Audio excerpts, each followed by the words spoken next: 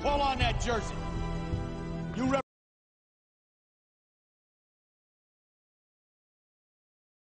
represent yourself and your teammates. When you pull on that jersey, you represent yourself and your teammates. And a name on the front is a hell of a lot more important than the one on the back. Get that through your head. And here we go.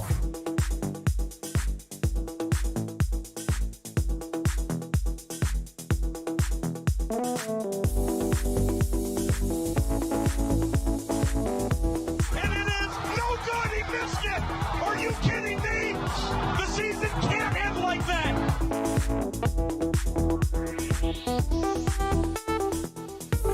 The playoffs? Don't talk about playoffs. You kidding me? Playoffs? I just hope we can win a game. What we've got here is failure to communicate.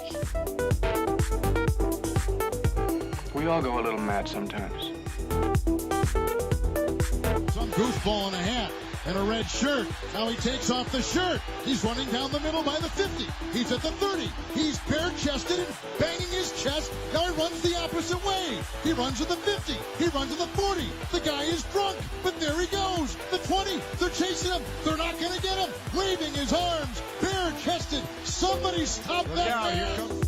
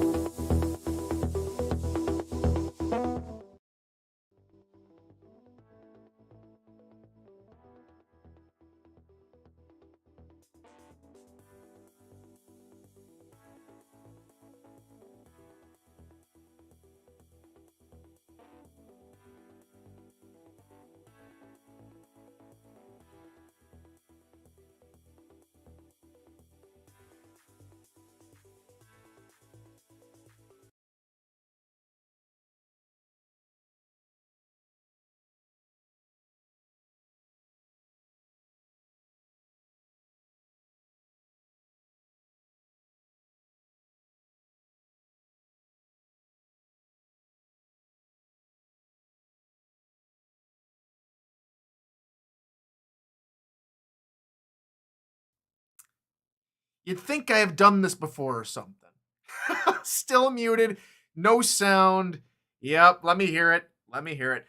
For those that still can finally hear me now, I'm your host of the program. I'm Tyler Falk, host of NETMA. Glad you could join us after a very tumultuous weekend. Now everybody no longer has a 0 in their win or loss column. It is now, everyone still has a crooked number now in either their win or loss column. That includes Baltimore with their first loss and Portland getting their first win. So let's go ahead and get started with the game. I think that there's going to be some debate about whether or not this may be the best game of the weekend, because it was a lot to live up to. Take a listen. This will be the final play of the ball game. Burr. Intercepted! And unfortunately, that did not work for some reason. Let's go ahead and try something else here while I try and fix something out. But maybe we'll just go ahead and take a listen to it. For some This will reason, be the final play of the ball game. it's not playing. But I wanted you guys to hear Torillo's call, because Torillo's call was absolutely fantastic. Oh my goodness! The most improbable Maybe ending I just talked right over it. imaginable! Gerard Brody, Jared Brody! Jared Brody from out of nowhere! And Mexico City scores 13 points in the final 6 seconds to win the ball game! I probably just talked right over it. If you want to go check out the full highlight package put together by Victor Valiant, go to the SFL YouTube channel, link to which is down below. You can watch all the highlights from this past weekend. But I think that was some superb football from Gerard Brody. He became a legend. A pick six walk-off in Mexico City. Gerard Brody came away with, he was 5 yards behind DR Sim, right? He had to close in, not only snag the ball from one of the best wideouts in the league, but then he was gone. It was fantastic. That game was just all around great because Houston were coming on a big win streak. Mexico City, it didn't look like they had to control that football game for a good portion of that game, and Houston kept it close. What a great game. Mexico City gets the victory in improbable fashion. So congrats to the Aztecs. Houston, keep your head up. That was some fantastic football. You guys have been on a roll. Hopefully you guys can bounce back when you guys take on Vancouver next week. Maybe we'll get a similar result in that football game. All right, on to game number 2. Statsman at it again. Rosca Santagria among others, but he had 2 clutch picks in my opinion, a pick 6 and an interception near the red zone, which helps Denver to come away with this victory in Queen City. All told there for the Night Wings, Denver forced Queen City to 4 mistakes. They themselves committed 3. But all in all, it was a fantastic day for Denver all around. Again, it was pretty back and forth. However, Denver came away with a second half that would eventually lead to their victory, especially with that defense. So again, Denver off to a good closing act to the end of their campaign here in the regular season. They go back to 5-5, and Denver with maybe a shot and an outside chance of taking that West Division. On to game number 3, Atlanta and Florida. The storm slowed the swarm. For the Hall of Famer Matt Wilson in the broadcast booth, maybe a little bit hard to remember which storm version we're talking about, Alaska and Florida, but he's been along for so long, and he had a good both Matt Wilson and Mike Deggs had a great call. But it was the defense for Florida that held Atlanta to just field goals, while Florida themselves, the first 2 offensive possessions in the second quarter were Charlie Boletsky runs for 70-plus yards. I think it was a 78-yard touchdown on his first touch of the second quarter. On a second touch, I think it was an 88-yard rushing touchdown. So Bullet had a fantastic day. Dynasty and company, a late magical comeback, just not in the cards for them as Denver put the game away in the closing stages. Swarm will not repeat as East Division champions. Florida trying to keep up with Jacksonville and keep Jacksonville honest as they move to 6-4. All right, on to the final game on Saturday. Shaken and stirred were the Arizona Scorpions. It looked like Arizona were going to keep pace with Las Vegas, but then after a pick 6 late in that second quarter, they could do nothing to close out the half, and they could do nothing in the third quarter, and it was too little too late. Some very valiant defense in that final frame by Eddie Gage and company, but it just wasn't enough to eclipse the Las Vegas lead. The Fury did just enough to keep the lead, and that's exactly what led to the victory. And I mean, it sounds pretty simple, but Las Vegas having themselves a very, I'd say, more realistic season compared to last year, where they were a little bit more spunky. This time, they led the game for pretty much beyond that pick 6, but they just need to keep it rolling, as Las Vegas will go and face. They're going to face DC, who just we'll talk about them next, but they'll face DC in the dungeon. In Arizona, they moved to 3-7. Playoff hopes are evaporating at this point. They're going to need a lot in order to get back into the playoffs, and maybe a miracle.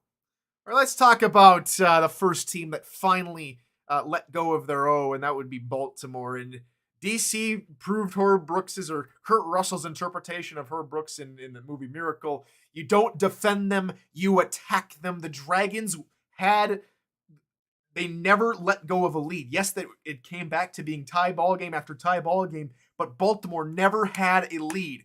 And when Baltimore looked like they were going to take their first lead, a timely interception forced Baltimore's hand. The only turnover in the ball game. DC played an extremely clean game, and it was none other than Darrell Bullock who came away with the clutch interception near their own red zone. The Dragons come away with the first victory against Baltimore that any team has had this season, and DC move on to, well, if they get Baltimore to falter a couple more times, DC could be the champions of the North Division. Baltimore, I don't expect them to falter twice more. But as far as losses go to knock off perfect season, the last 2 seasons, this one was much more competitive, much more cohesive as a loss goes for Baltimore. As far as other teams looking to defend, it's no longer you have to try and fix things in the playoffs. Now you have some tape in the regular season yet to see how you can stop Baltimore. And if you play the right defense, if you play perfectly, which is exactly what DC did, if you attack them, you will have a shot. Congratulations to the Dragons. They had an excellent ball game. A lot of turmoil in the Sunday slate of games. This one, Dunhill was perfect. We talked about DC playing perfectly against Baltimore. Well, for Jacksonville, they played perfectly in the air against Louisiana. No picks for Mike Ryan. That ends his streak. No interceptions for anybody in Louisiana. Yes, they forced a fumble, but it just wasn't enough. It wasn't enough. Dunhill, you can see the stats down below, 41 of 51, 387 yards, 4 TDs, no picks.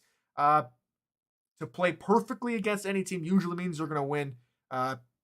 Cliche card, put that on your cliche bingo card. But Louisiana fall in this one after some outstanding gameplay as of late.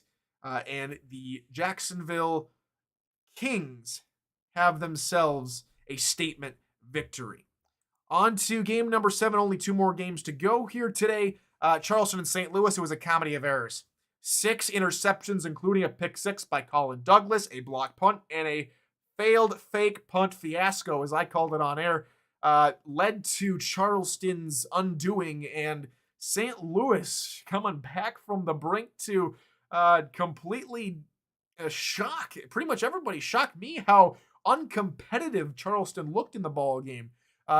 Multiple times they tried to run a quarter route to the near side, and time after time, especially a very nice and immaculate interception, one-handed grab by the long arm of Roger Law, kind of sealed things. Charleston really couldn't get anything going until the backups came in the last 2 minutes of the ball game, and by that point it was already too late for the Preds to make any headway. So St. Louis not done just yet. They moved to 4-6. Charleston go back to, I believe they go back to 500. Yeah, they go back to 5-4. All right, final game, and I don't know how else to put it, but the irony is palpable in this game. The only franchise to not have a single win in a single season wanted to keep their record, or at least it seemed like it. The Fleet grabbed their first victory. They will not go 0-12, and it's San Diego who give them their first win in boats versus planes. That's outstanding. That's for Portland. Again, it was another good day for Ezekiel Love. Scar Patterson had a couple of untimely interceptions. One, I believe, near their own end zone. That's what we've seen a lot lately in the last couple of weeks. Not just by any one team, mind you, but a lot of teams. They're throwing interceptions in the red zone or even in the end zone. Now, I just don't know if teams have a standard play set ready to go for when they're in those short yardage situations. We see a lot of shotgun passes. A very ill-advised throw, in my opinion, came from the St. Louis game where Christian Brown had to dink it over his 6'5" lineman to a 5'10" halfback and barely got the ball over the shoulders. Would not have been surprised had that ball been swatted away by the defensive tackle. But Christian Brown got the luck of the draw. San Diego did not. They fall to 3-7, while the Portland Fleet go to 1-9. There's some polar opposites in that division, in that Pacific Division. Portland at 1-9, Vancouver at 9-1, as Vancouver are now tied at the top of the league standings at 9-1. All right, everybody. I think that is going to do it for this edition of NETMA. We'll catch you tomorrow when we interview not one, but 2 different members of the SFL community, 2 new members of the SFL community. And they got some things to say, so we'll go and talk to them tomorrow. We hope to see you then. Good morning, good afternoon, and good night.